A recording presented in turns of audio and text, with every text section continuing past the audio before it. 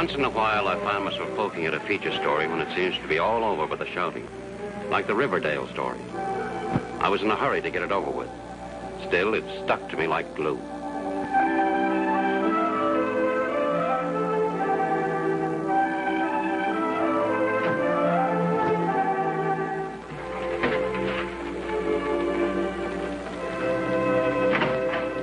Hi, Dean. Hi. Boy, you got here fast. No offense, man, but I'm leaving just as fast as I can. They nailed me in the office just as I was leaving on a well-earned vacation. 12 assignments in a row and the last one in the Philippines. I'm sorry. Well, I'm only 30 minutes away from a trout stream. I guess that's why they picked me. Well, what's it all about? Johnny Westrop was killed. Oh, your local football star, huh? Mm-hmm. Son of Samuel Westrop? That's right. Prominent father and prominent son. A lot of papers are going to want top reportage on this young man's death. Maybe. What kind of an accident was it? He fell out of the press box at the Riverdale Junior College Stadium. Press box? How could anybody fall out of a press box? I don't know. Well, here you are. Fresh from the Tribune morgue.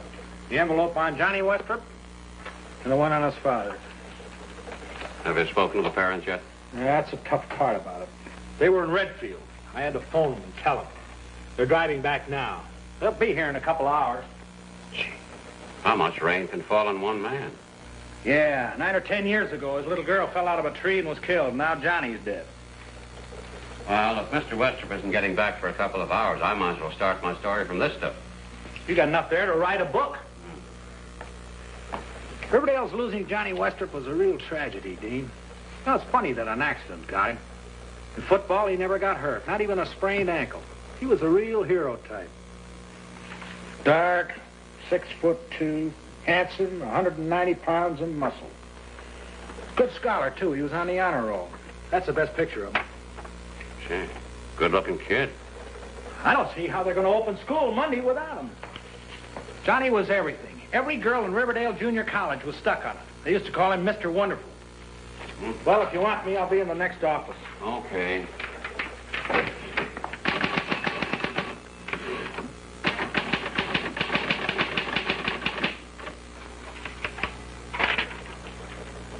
Tonight, the body of John Westrop, All-State athlete and the son of Samuel Westrop, was found beneath the grandstand of Riverdale Junior College.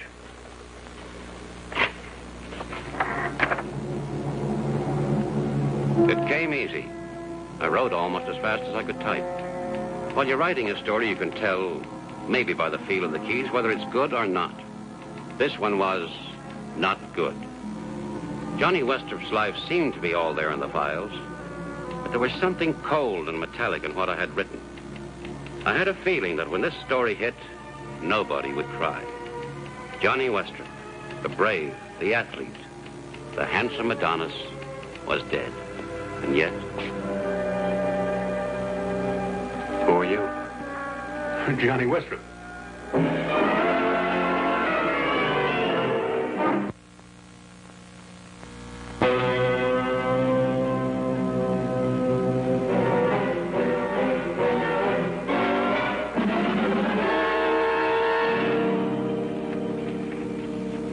Is this the first you heard about the accident?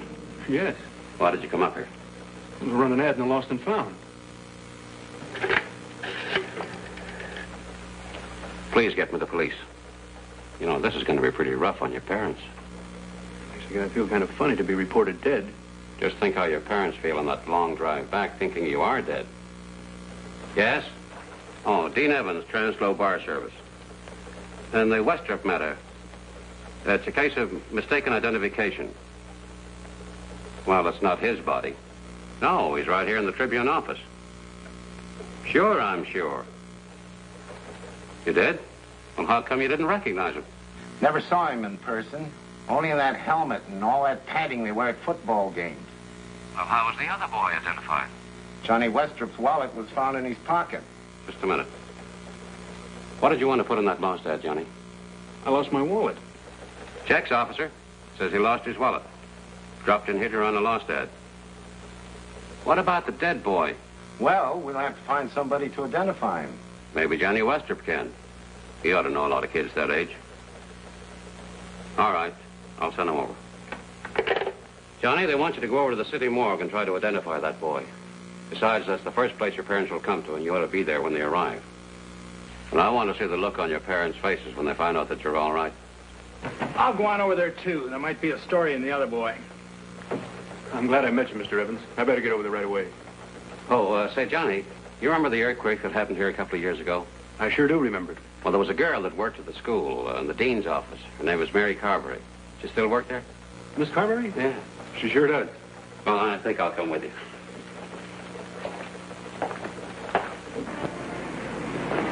I'll power over in my own vehicle. Meet you there.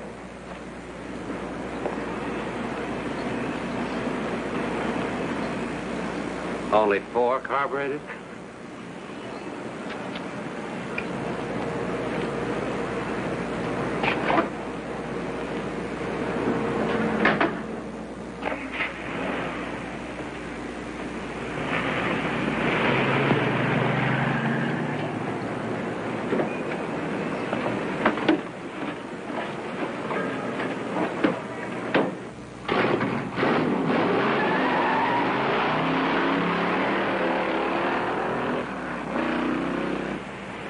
Fell out of a press box, huh?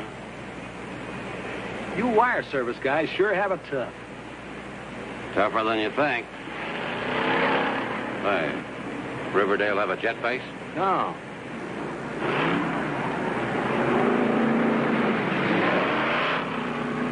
Whoosh! Gee. Well, those kids are usually good drivers. You know, young, quick reactions. They scare me. They scare me, too. Let's face it, Tom, we were that way once. Maybe even worse. That's it, just ahead.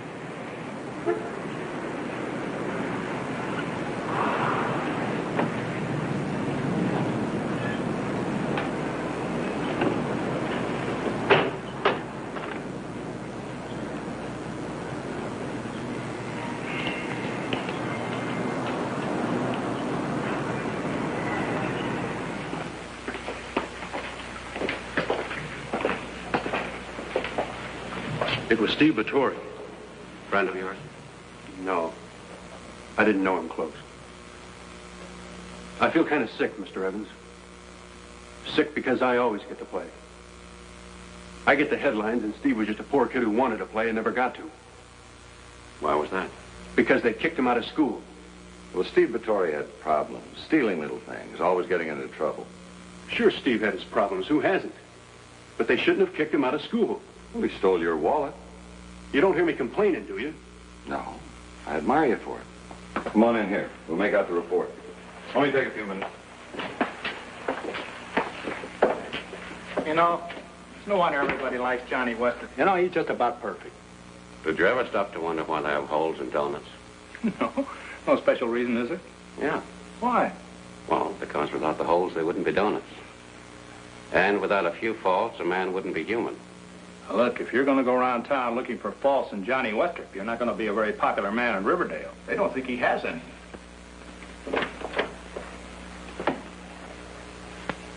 Poor Steve. Never seemed to get a chance. Why? Oh, I don't know. After he got expelled, sometimes we'd be practicing football. He'd come to the fence and stand there, fired from the field, looking in through the fence, watching us work out hour after hour. You know what he was thinking. I know what I'm thinking. How can anybody fall into a press box? What's the matter with it? Was it built differently or something? Yeah, a typical press box, just like any other. How'd he pinch your wallet?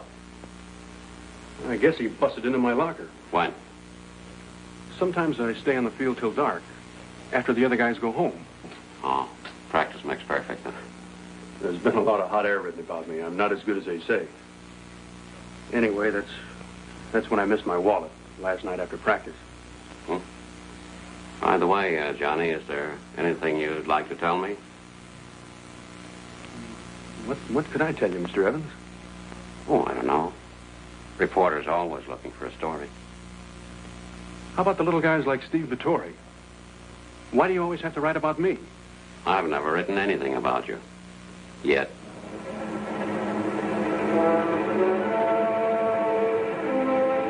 Johnny!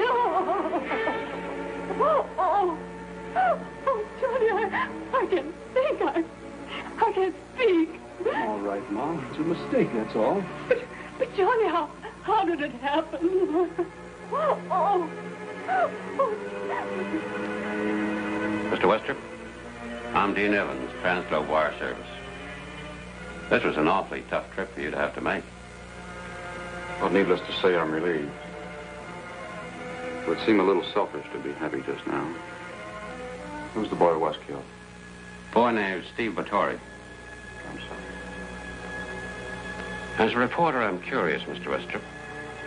Did you have a hunch that your boy was all right? What do you mean, a hunch? Well, if I were in your shoes, the sudden good news would have floored me. Well, if men had sympathy for all others instead of their own, it might be a better world, don't you think, Mr. Evans? Yeah, I think so.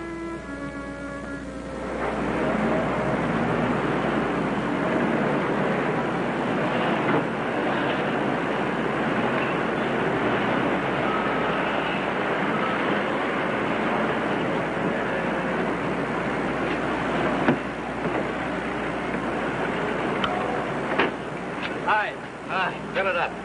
And you could use a grease job, too. Your spring squeaked when you came in. Thanks, I haven't got time today.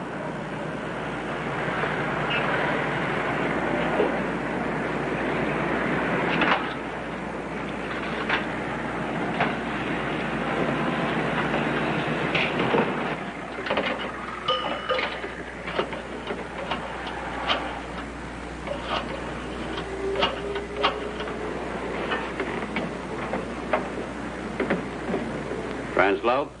Frank handy? Frank? Dean? No, not a thing.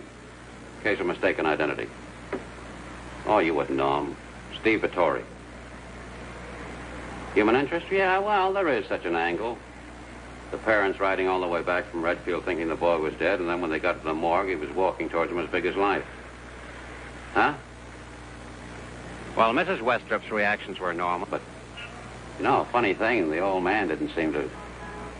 Well, I don't know. Maybe he was too shocked to react normally. Notre Dame, of course, by 14 points. Yeah, you're on, pal. Bye.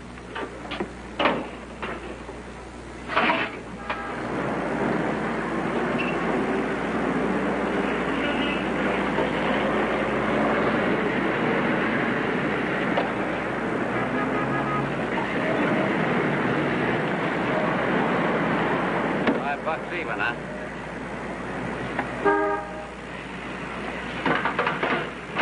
Yeah, so I don't have to make change. Arithmetic flips me. Tell me, did you know Steve Vittori? What do you mean, did I know him? All right, do you know him? Twist my arm. Well, it's not important. I was just making conversation while you clean that windshield. I'm not a cop, but I did know that Steve gets in trouble once in a while, and I'm glad to see that he has a friend. By the way, was Steve a close friend of Johnny Westrop's? What do you mean, was? All right. Are they friends?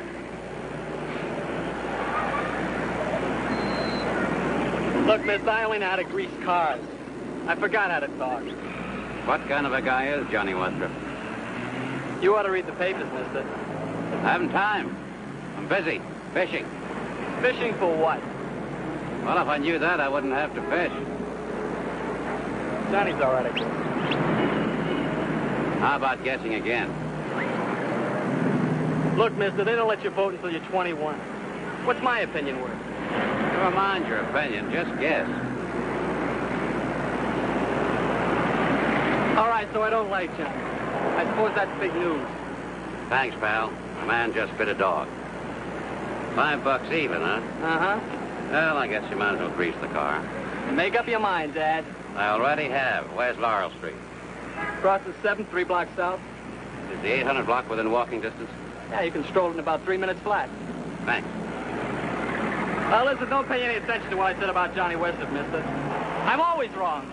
Everybody says I'm always wrong.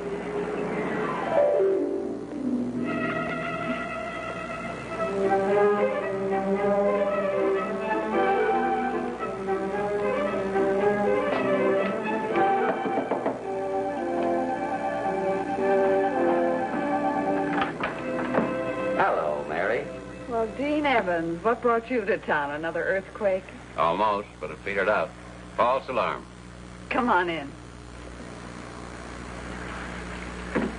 Just the other day, I read a story of yours with a byline from the Philippines. That's right. I just got back. Oh, Dean, I'm sorry. I'm terribly sorry, but I do have to go out. Well, I hope he's a nice guy. I have a date, all right. It's a business date. Business? That's no fun. You're so right. So, you're still doing social work on the side, huh? Yeah. And you're still with Transglobe? Hmm? Yes. You know, Dean, it is wonderful to see you.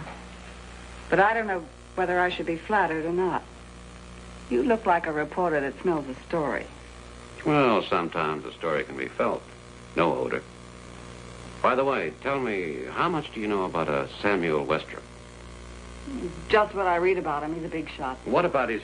Dean, I'm terribly sorry. I can't talk now. Come on in the car with me and we can talk on the way over. Well, look, I'm supposed to go fishing, but then who likes fish?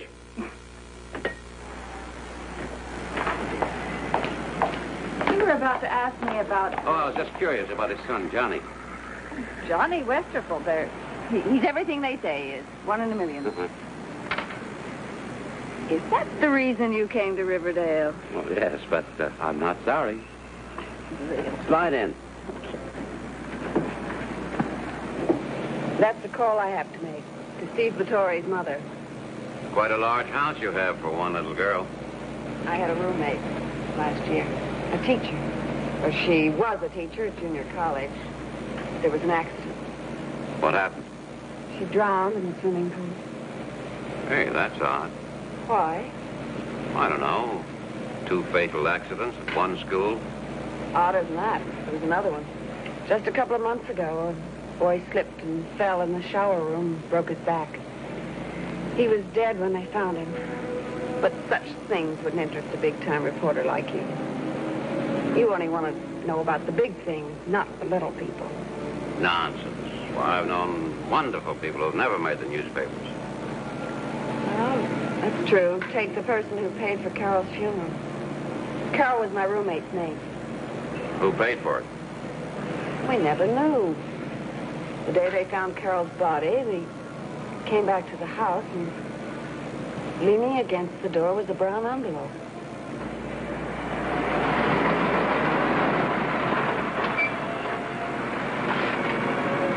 Inside was $1,000 and a tight note saying for funeral expenses. We never did know who left the brown envelope. Dean. Huh? Look. Leaning against Mrs. Vittori's door.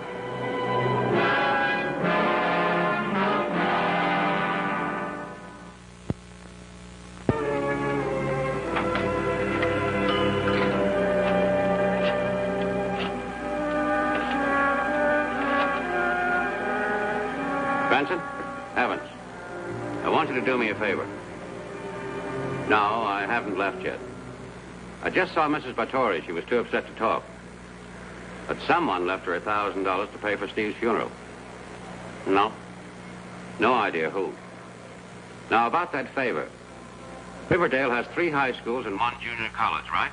Yeah? Will you see if you can find out how many fatal accidents happened in the other 3 schools during the last 3 years? No, just curious. Now, about the Vittori boy. Do you have to mention that stolen wallet? Well, I was going to. It can hurt someone. Steve's mother. She thinks he died fine and reformed. No point in hurting Mrs. Vittori. Yeah. I'll see you. Bye.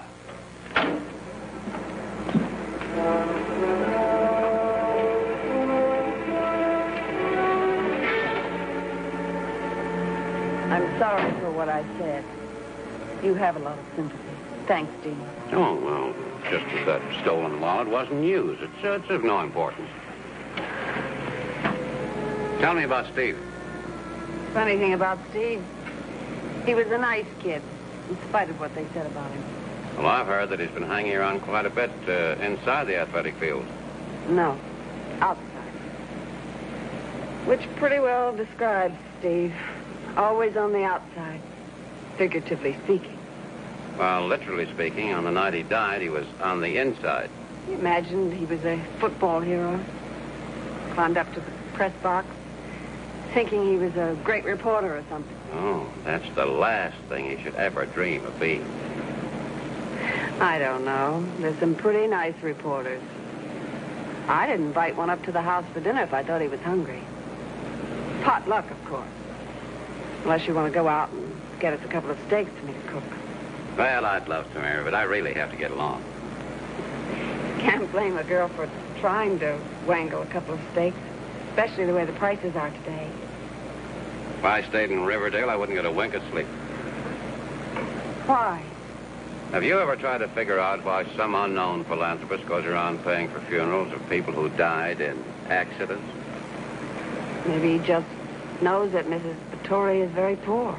Your roommate, what's her name? Carol. Wasn't poor, surely. So why does our friend of the brown envelopes pay for hers? Yes. It is strange.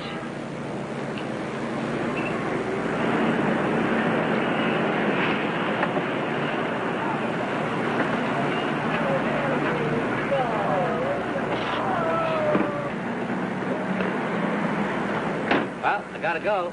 I'm sorry. You know, Mary, I don't want anybody to get hurt, but I wouldn't mind covering an earthquake again here sometime. Well, maybe I can arrange one for you sometime. Bye, Mary. Bye, Traveler.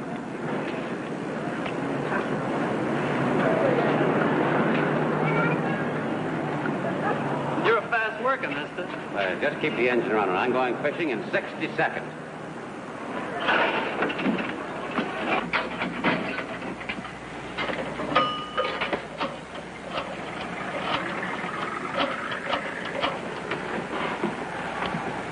Benson, you get it for me? Yeah. At the 3 high schools during the past 3 years, no fatal accidents. None? That's the record. Apparently you're safer going to high school than you would be taking a bath in your own home. Yeah. Unless you happen to attend Riverdale J.C. Yeah, that is. I had 4 fatals at Riverdale in less than 3 years. 4? Yeah. A teacher drowned in the swimming pool. A kid slipped and fell in the locker room shower. Another kid fell off the roof. Did you say a kid fell off the roof? Yeah, less than a year ago. A kid named Henry Greensmith. Oh, it's just a coincidence, Steve. Uh-huh. Thanks, Benson. I'll call you if I need anything. $1.50 for the grease job. Even. Even. Where can I get some steaks? Down 3 blocks and a half a block to your left. You know, mister, you sure don't act like no cop. I'm not. I'm a fisherman. Yeah, I know. You use steak for bait. That's bad. They found her in the pool. She'd been swimming alone after hours. Were there any marks or bruises on her? She must have slipped when she was diving into the pool and hit the small of her back. Mm-hmm. What about the boy in the locker room? Oh, now, you can't blame the school for that. Anybody could fall in the shower at home and kill themselves, just like Eddie Reed did at school. And was he alone in the shower room? Yes. Wouldn't it seem like a coincidence if a whole football team was showering and the last man to finish, that is after the others had left, would slip and fall and kill himself? No, not at all. Eddie Reed wanted to be a football hero more than anything else in the world. He'd go out on that practice field, even at dark. Well, there's always one of those. Take Johnny Westrop, for instance. He's out on the field practicing alone when it's dark, just like Eddie Reed was. Mm-hmm. Now, what about this Greensmith boy? I didn't tell you about that. I know you didn't. How do you know about it? Why didn't you tell me? Because, well, there are some things a girl likes to forget. I saw that one happen. It's horrible. You saw it? Yeah. He landed right on the lawn, right in front of the administration building where I work. I was looking out of the window at the time, and I saw him hit. Well, did anyone see him starting to fall off the roof? No. Greensmith was cutting 5th period history class. It was Up there on the roof, literally hiding out. Yeah, but if he only fell on the long grass, Dean, the boy's back was broken. The doctor said so. You can't deny what happened. Doesn't it seem unusual that there have been 4 fatal accidents during the past 3 years at Riverdale Junior College and none at the other schools? There were only 3. You can't count Steve Vittori. He was no longer a student. You certainly can't blame the school if a boy sneaks onto the campus and falls out of the press box. I'm not trying to blame the school, but there are certain things I can't push out of my mind. Like what? Well, number 1, the law of averages. And second, the look on Mr. Westrop's face when he found out that Johnny was alive and well. And believe me, it wasn't a look of relief. Not at all. He has humanity, Dean. Just feeling sorry for the boy who was killed. Maybe. He's a big man. Big enough to know that there are other boys in the world beside his son. Mary, that's the way life should be. But it isn't. How about a date? Oh, I'd love it. I haven't been dancing in years. Well, I wasn't thinking about dancing. Oh, well, whatever you say. Where to? Riverdale Junior College. You always were a romantic fellow.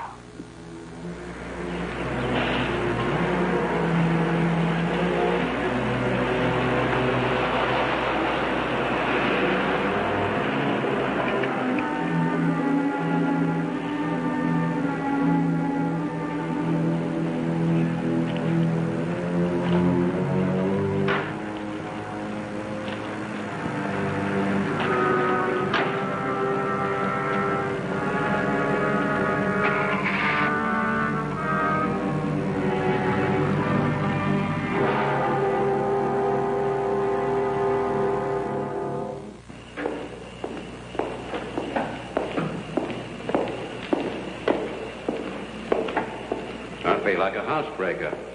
Don't be silly. I come in here often to finish my work. Well, here it is. It isn't the most romantic spot on the campus.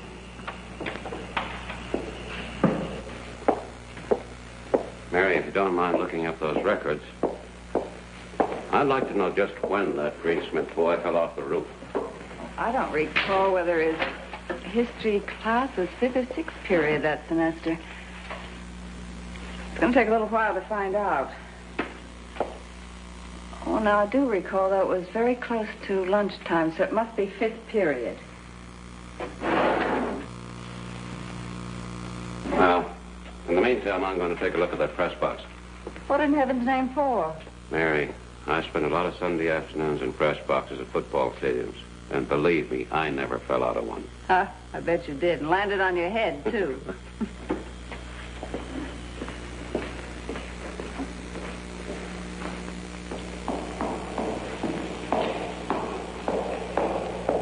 Maybe I was getting jumpy.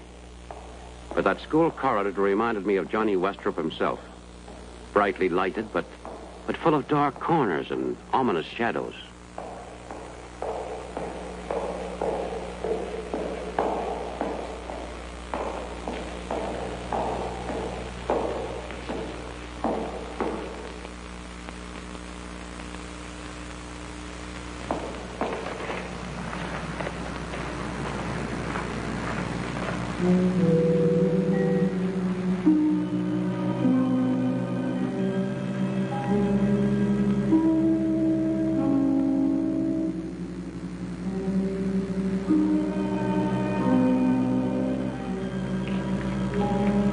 Then suddenly I heard him, and I saw him.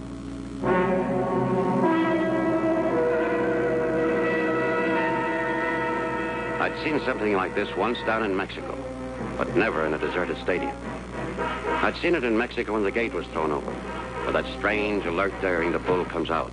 Wild, unafraid, nostrils dilated.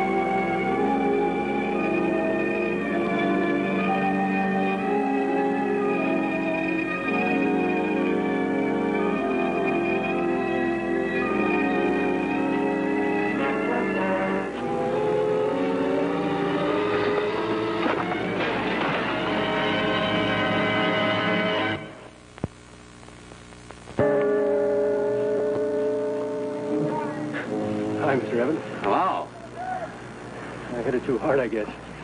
Coach will sure be sore. You certainly don't look like you need much practice, Johnny. Oh, but I do. My blocking and tackling's way off. Sure, maybe I run up a few TDs now and then, but who needs all that hero stuff? Either I'm going to be a good all-around football player or none at all. Do you come out here often, alone? Pretty often. You know, I've been reading your press clippings, and the writer seems to think that your only weakness is in catching passes. Well, that's my worst fault, all right, but not my only one. Why don't you get some fella to practice with you? You know, chuck you a few passes. Oh, I do. Hey, how'd you like to throw me a few? I got a ball over there. Oh, me? Oh, thanks. If I did that, my arm would drop off tomorrow. Say, aren't you a little curious as to why I'm out here? Of course not. Newspaper writers are always coming out to interview me. I'm not half as good as they say, and even if I was, I'd have to practice to live up to it, huh? Say, Mr. Evans, you don't look like a sports writer to me. You got a different angle? Well, as a matter of fact, there is something I wanted to talk to you about. Fire away, Mr. Evans. Well, it's about your father. You know, he seems like such a nice man, not just satisfied to sit back and enjoy his wealth. Yeah, he's always helping people. Like today, for instance, he sent $1,000 over to Mrs. Batory to pay for Steve's funeral. How'd you know? He doesn't want anybody to know. Gosh, Mr. Evans, if you print that... Well, I won't print it. Not if he doesn't want it known. But how'd you know it? Well, it was kind of easy to guess. I dare say your father's one of the few men in Riverdale who could afford to do that. Yeah. You know, he has great sympathy for others, too, even strangers.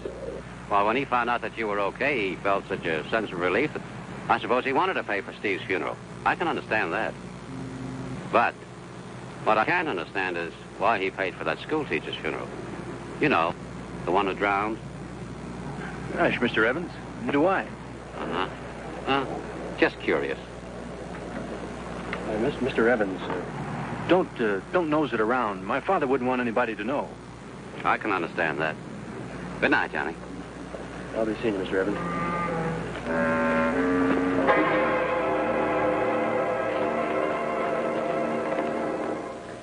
Well, here it is at last. That Greensmith boy did cut fifth period history. That when he fell?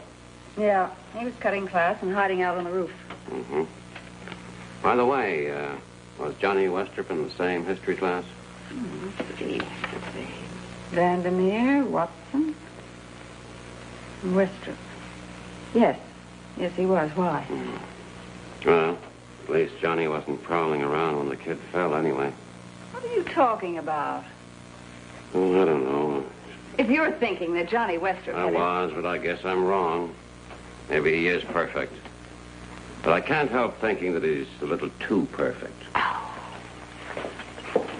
Mary, just one more thing. There must be a record of those class cuts and detentions.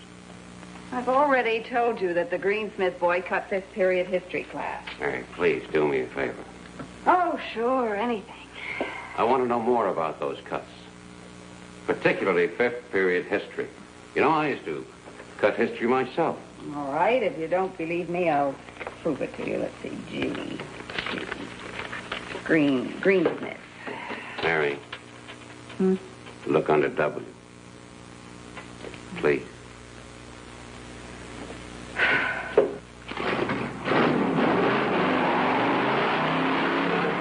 There goes Johnny, all through practicing. Oh, the crazy ideas. Johnny Westrop never cut a class in his life. He's the best student we've ever had at the school. I can't believe it. What is it? The day the Greensmith boy fell, Johnny Westrop cut fifth period history. Mm-hmm. I thought so. Well, you've no right to think such a thing. If you take that coincidence to the police, they'd laugh you right out of town. Johnny Westrop. Now, don't make a fool of yourself, Dean, over this accident. What do you mean, accident? Dean. And not murder exactly either. Murder must have a motive. Johnny didn't have any motive to murder Steve. And certainly, most of all, he didn't know that his wallet was in Steve's pocket. Now, this is detective work, not reporting. Mary, reporting is a search for truth and unveiling fiction. Both.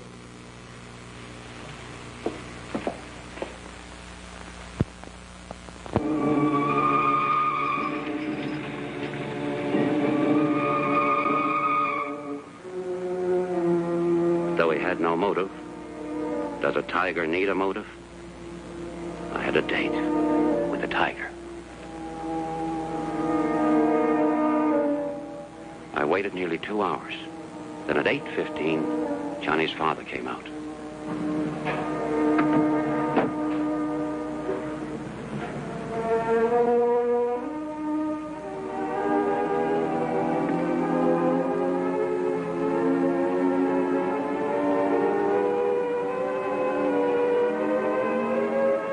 Good evening, Mr. Wester.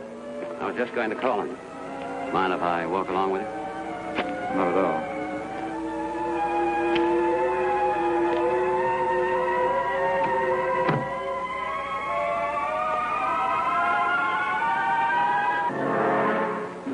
Why did you want to see me, Mr. Evans?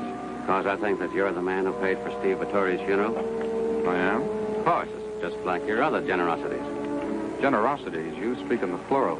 Why don't you let me write a feature article on some of your philanthropies? Well, in the first place, no philanthropist worth the salt would want the public to know about it. Is there a second place? Yes, I haven't paid for any funeral since my little girl fell out of that tree. That was a long time ago, wasn't it? That'll be about enough, Mr. Evans. Mr. Westrup, don't you see there's a human interest story? Just imagine you and your wife riding all the way back to Redfield, thinking you'd lost Johnny in a similar accident. What do you mean, similar accident? Well, the little girl fell out of a tree. But a reporter on the Tribune told me that nobody was to blame for that accident. That is, the tree accident. Evidently, you left a ladder leaning against the tree, and she climbed it. Funny. Usually boys who climb trees. By the way, was Johnny in the tree that day with her?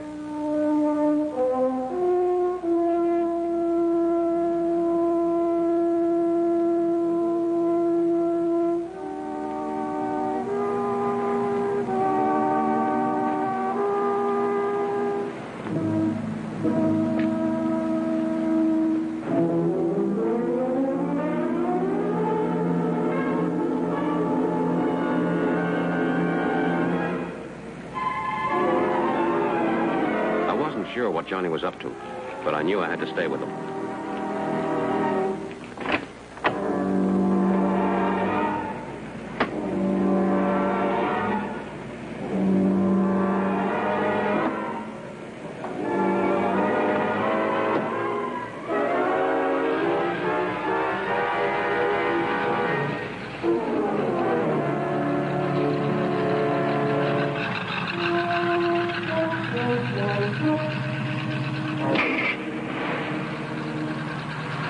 To make sure of not attracting attention, I kept my lights off and followed.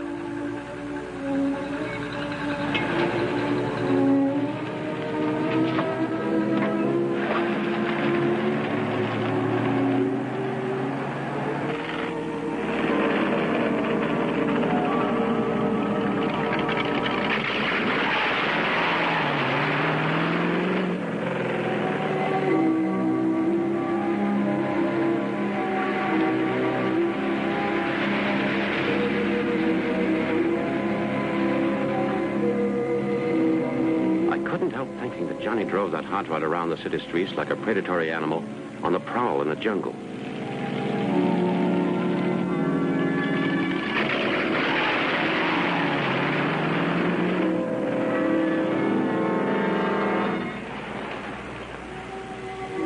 Moving gracefully, effortlessly, waiting for the moment to pounce.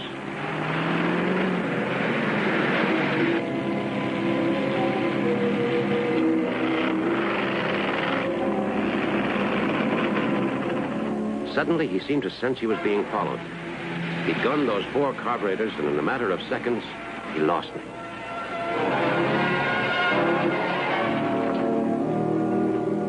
Was that what he intended to do all along? Did he have a plan? Something he wanted to accomplish alone, without a witness?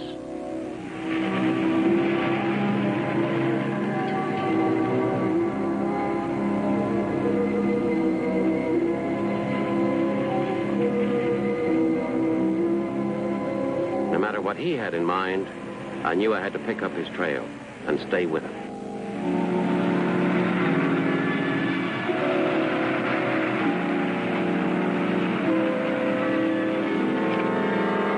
But how did I start? And from where?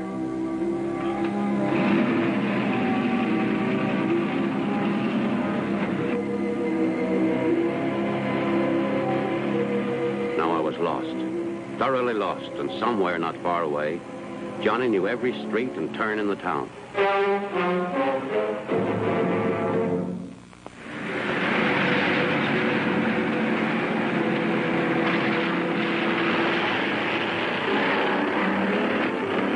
When I heard that motor roar, I knew he was behind me. One thing I was sure of. I had to get back where there were lights and people.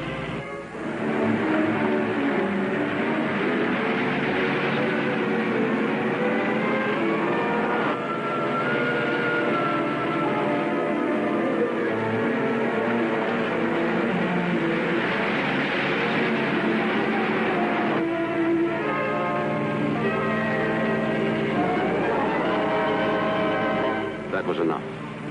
Now it was time to go to the police. But how? I didn't have the vaguest idea of where I was.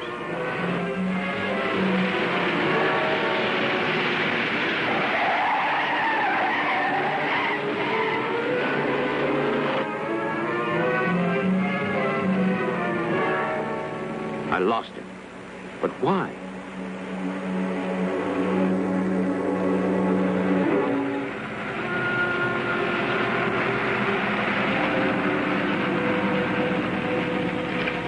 Turned the corner, the answer was right there in front of me.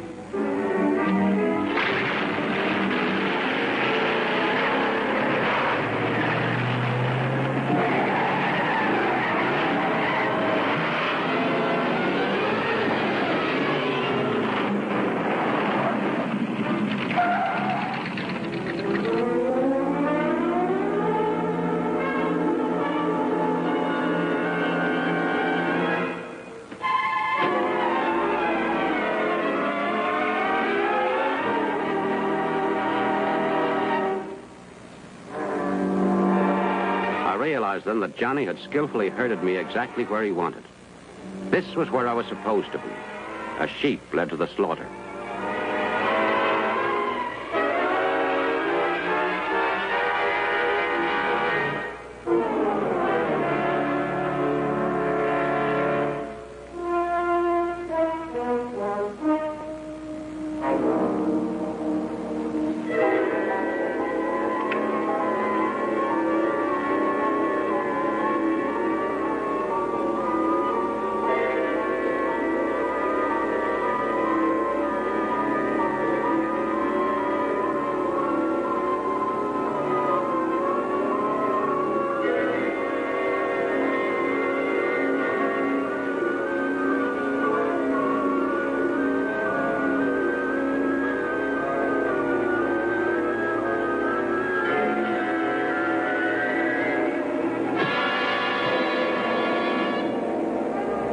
I'm the greatest.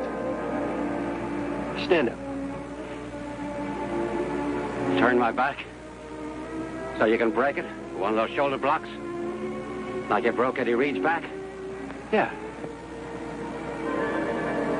You're not mad at me, are you? It isn't that you mind my snooping around, is it? No. Nobody could ever prove anything on me. No motives. No finger marks on you. It'd be all over, Mr. Evans, if you'd turn around. Over easy and quick. I could break your back. Bust you in two. I'm the greatest, you know it. So, you thought nobody would miss a poor kid like Steve, huh? Sure. What about that schoolteacher you drowned? The one that made the mistake and turned her back on you? She didn't have any family. No kids. Steve Battori has a mother. Have you?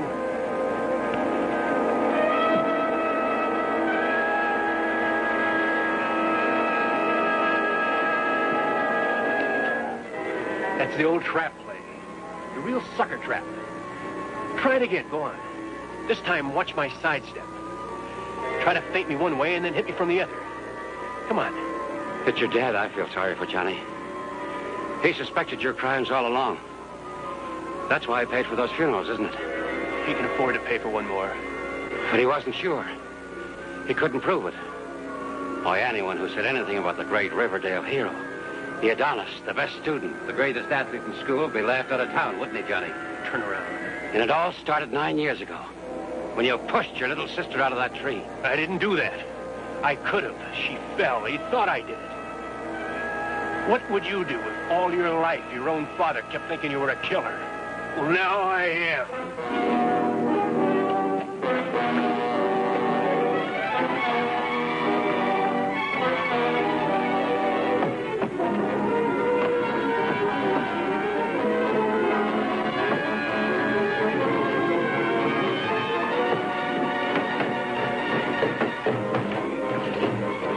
So that's how you did it. Yeah. With the shoulder block. I didn't even miss.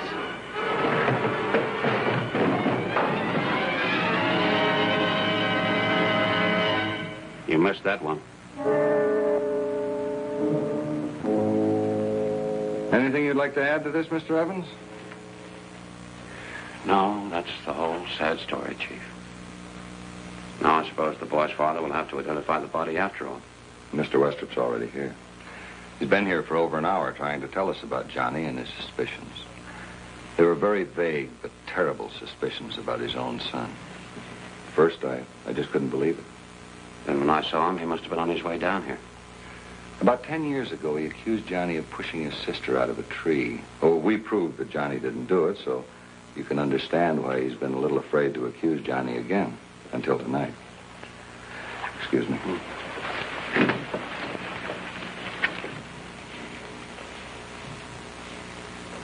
Oh, that's too bad. It's been pretty tough on the old man. I know. And that's the story I'm going to write. The story of the father. He's a lead for you already written. I'll send it through for you on the teletype. Looks like you're going to catch your trout after all. And the Notre Dame game, too. I didn't know you were interested in football. Did you ever play it? Once. Just once. And it's a rough game, Tommy. Good night, Miss Carberry. Good night. So long, Dean. I'll see you again. Dean, you're a softy, an absolute softy. And I have a soft spot in my heart for girls, too. Come on, I'll buy you a cup of coffee. Oh, give me teletype. Today, the body of John Westrup, all-state athlete and son of Samuel Westrup, was found beneath the grandstand of the Riverdale Junior College.